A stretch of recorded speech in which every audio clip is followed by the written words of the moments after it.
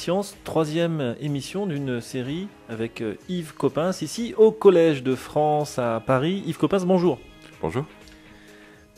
La semaine dernière, donc, vous aviez terminé en clamant votre étonnement devant la beauté des femmes, et effectivement, qui ne serait pas étonné.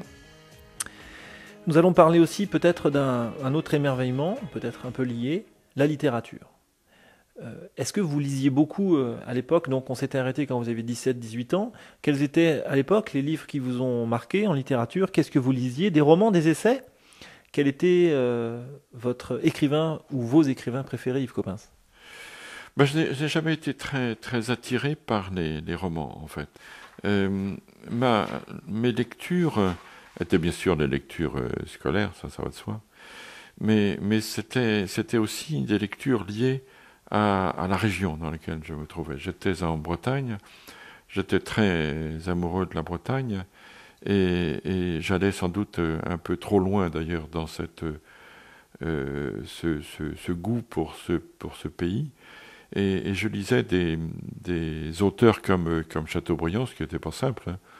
Le génie du christianisme, il fallait être gonflé pour lire ça. Il fallait vraiment que je sois attaché à ce pays pour me forcer un peu, enfin pas vraiment, mais à lire ça. Alors par ailleurs, dans les études que j'ai faites, la période de Malherbe, enfin Malherbe 20, et de toute cette jolie poésie de ces années anciennes me plaisait beaucoup, et du Bellay, enfin, etc. Et ça, je ne sais pas pourquoi, enfin cette période m'intéressait. J'ai lu beaucoup d'ouvrages, mais ça allait de soi, à la bibliothèque de la société dite savante du Morbihan, sur l'archéologie de la région, l'archéologie de la Bretagne en particulier, mais l'archéologie en général aussi, et les auteurs qui ont des chances de ne rien vous dire, comme le chanoine Mahé ou Caillot des Landres, qui étaient des gens qui avaient écrit les premiers textes sur l'archéologie du Morbihan, me passionnait, je les lisais et relisais abondamment. Moi qui traînais un peu la patte en latin, j'ai osé lire Jules César dans le texte. Le De Bello Gallico, je l'ai lu, non seulement je l'ai lu, mais j'ai retrouvé des petits carnets où j'avais recopié des chapitres entiers, parce que je voulais voir vraiment ce qu'il avait raconté sur la bataille des Vénètes. C'est toujours mon amour. La bataille des Vénètes. Oui. Ah, cette fameuse bataille-là, on va en parler. Oui, cette bataille des Vénètes où il dit avoir déculotté les Vénètes qui étaient donc les gens de Vannes. Ça m'était absolument insupportable. Et en effet, j'ai lu les récits d'un général qui se vantait et qui exagérait sûrement beaucoup dans ses victoires et la manière dont il les avait conduites. Je crois que c'était en 52 après Jésus-Christ, il me semble, je suis pas... 52 avant. Oh pardon, 52 avant, oui. Avant Jésus-Christ, oui. C'était la défaite de la Gaule d'ailleurs, ça se termine par là. Oui, c'est ça.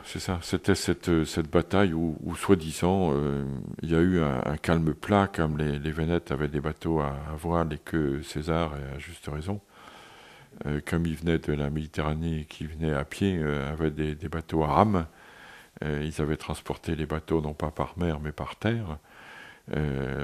Forcément, les Romains ou les mercenaires des Romains ont ramé et ont coupé à coups de faucilles, je trouve ça affreux, les voiles des pauvres Vénètes qui se sont fait vilement avoir. Donc cette défaite, je l'ai portée comme une blessure personnelle, et j'en voulais beaucoup à Jules César, et je le vilipendais volontiers à l'école et ailleurs. C'est pour ça qu'on vous voit, il me semble, enfin, c'est une légende qui court à Vannes, hein, le long des remparts, lors des fêtes d'Arvor, déguisé en Gaulois, tapant sur des Romains, paraît-il. C'est une légende? Oui, c'est une légende, oui. Non, mais j'avais horreur des Romains, en effet. Mais j'aime beaucoup la Bretagne, j'aime toujours beaucoup la Bretagne, et je participais aux réunions d'Arfals à une certaine époque, et donc j'allais dans les différents colloques, chanter les cannes discanes. Et donc j'étais très, très lié à la Bretagne, et j'ai appris un tout petit peu de breton, mais pas assez. J'ai voulu m'y mettre, mais j'avais malheureusement peu de temps. Et les amis bretons m'aimaient bien. Ils me disaient ça d'ailleurs. Ils me disaient, on t'aime bien, mais on n'aime pas ton nom. Alors tu vas nous faire le plaisir d'en changer. Et ils avaient fait une quête pour que je transforme mon nom. Et ils m'avaient suggéré, pour que ce ne soit pas trop cher, de mettre juste EC au bout. Donc au lieu de Copain, je serais devenu Copain Sec, quoi. Et Copain Sec, à la limite, c'était plus agréable à entendre que Copain, ce qui sonnait très mal pour un armoricain.